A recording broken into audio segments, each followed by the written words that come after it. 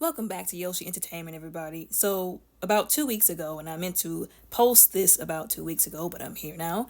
About 2 weeks ago, Dr. Umar sat down with the Art of Dialogue on his YouTube channel, and they had a very long conversation. And if you haven't seen that video, I encourage you to go watch it. And they talked about some very important things pertaining to the community, things that happen in and outside of the community, and a lot of really important things. I'm going to be honest, after watching that interview, my initial impression of Dr. Umar has changed for the better, admittedly. I told y'all before on this channel, I'm very skeptical and distrustful of people, especially public figures, social media personalities, celebrities, all of those kind of individuals. But like I said, after seeing that interview and seeing him lay out some of his thought process and how he feels about the topics that they spoke about, like I said, my impression changed about him. Now, I'm not going to go through and talk about everything that they discussed in that video, just the things that really stood out to me. So, like I said, he has his whole thing that he does. Now, he said he doesn't like the term pro-black, but you know the whole route that he's going. You know, I don't want to call it a persona, but you know the route that he's going. Everybody knows, or at least should, at this point, how he feels. He's very strongly rooted in standing up for black people, black rights, all of that kind of stuff. And there were some things that he talked about concerning, like I said, the state of the community, the culture, hip hop, the artists that are out there. A lot of stuff that we discuss on this channel. For instance, all of the rappers, how basically, like what I made a video about with D1, and him trying to confront the rappers that he tried to confront in a respectful way, how the music that those rappers, those secular rappers, are making is very destructive to our community. And he also pointed out once again, like when Rick Ross tried to get up and say, oh, well, I bought turkey legs for the community or whatever. And he said, you fed the community. I don't care nothing about your turkey legs. If you're still out here promoting destructive morals and poison to the community, that's going to have a much longer lasting negative impact than any kind of positive impact that your turkey legs will. And I'm glad once again another person, another black man, is calling them out and trying to hold their feet to the fire about that. He also, was trying to once again get people to understand that yes, these people are promoting bad things like the rappers, and that goes for both the male and female rappers.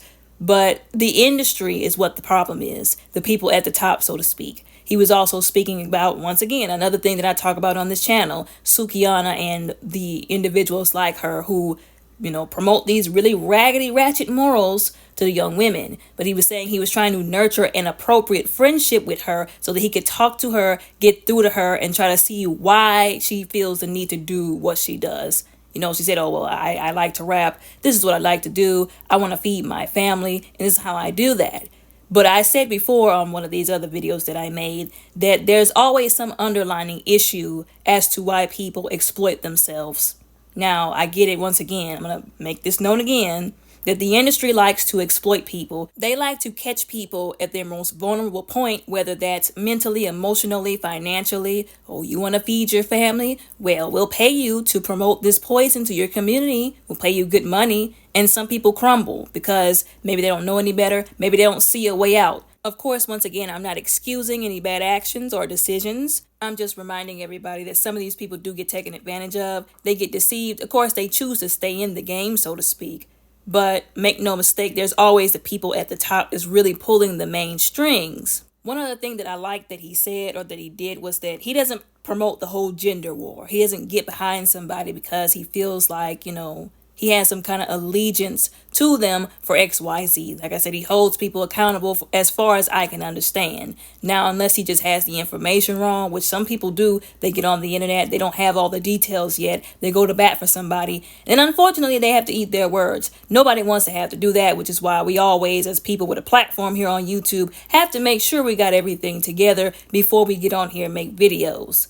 But he seems like the type of person that would hold people accountable collectively and not pick and choose sides. Now, another thing, one last thing that he did, like I said, that I really thought was very thoughtful and very noble of him, quite honestly, is once again going back to the Sukiana situation. He was saying people get up and they talk about these women like a dog, call them all kinds of names.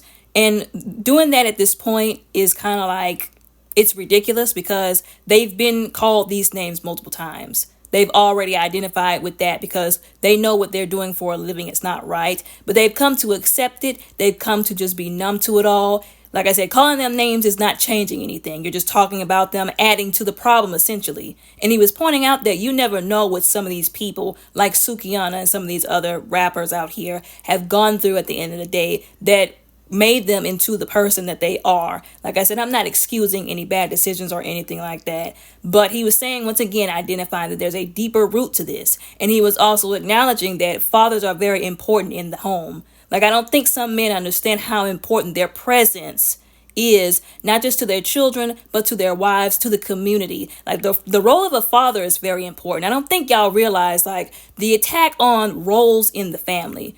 The father and the mother, of course, too, but the attack on the role of the father, like when the head of the household is not there, things fall apart. And the women try to keep it together the best that they can, but it would be a lot easier when the father is there doing his role as the father, as the husband, as the head of the household. He basically said a lack of fathers in the home, taking care of these kids, treating them right, loving them, disciplining them properly, being there. Their presence is what causes Sukianas, is what causes people like these male rappers out here who are falling victim to gangster rap, drill rap, whether they're actually promoting it or they're getting caught up in it and going out and hurting somebody else, putting somebody else in the grave, or ending up in prison.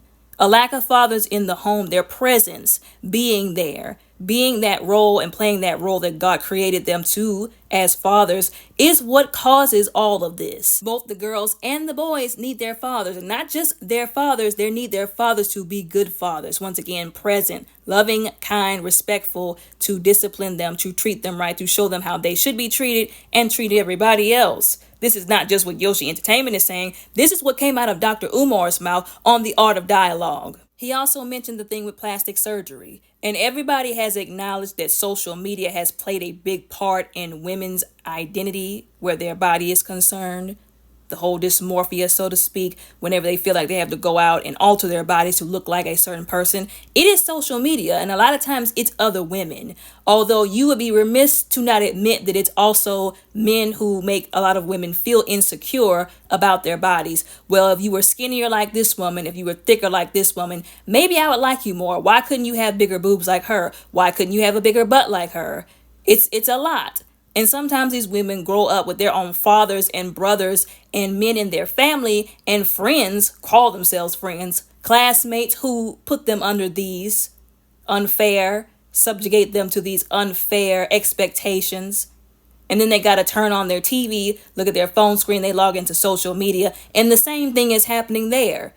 And he actually, like I said, this was a very noble thing for him to do, because I don't know a whole lot of people that would sit up on social media and not have pride and say that on behalf of, he said this, once again, this didn't come out of Yoshi Entertainment's mouth, this came out of his mouth. He said that on behalf of all men, he apologized to women because he knows and understands that a lot of times some men, I'm not saying all men, some men have made women feel very insecure about their image, which then led them to feel like they have to go and get plastic surgery. And he said on behalf of men, I apologize for every time a man made y'all feel like you were not good enough and had to go out and get plastic surgery or alter your body to fit some kind of raggedy wax standard that somebody put out there. Like I said, I don't know a whole lot of people that would actually do something like that would be that humble in their character to say something like that, to do something like that, because everybody just thinks about themselves. They don't think about their own accountability and responsibility. Any other person would have said, why do I have to apologize? I didn't necessarily make some random woman feel that way. Now, I believe that everybody has messed up somewhere along the way, some kind of way. You might not have made one woman feel a certain kind of way or one man feel a certain kind of way, but you said or done something indirectly or directly to make somebody feel a certain kind of way.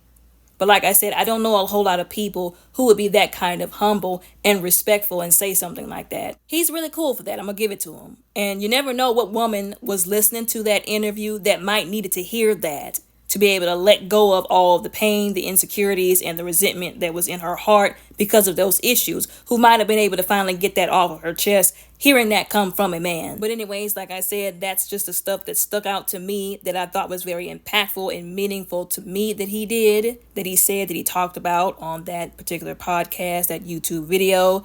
But y'all let me know what y'all think and how y'all feel about all of that down in the comments below respectfully. Don't forget to like and subscribe. Y'all have a very blessed and safe and beautiful day.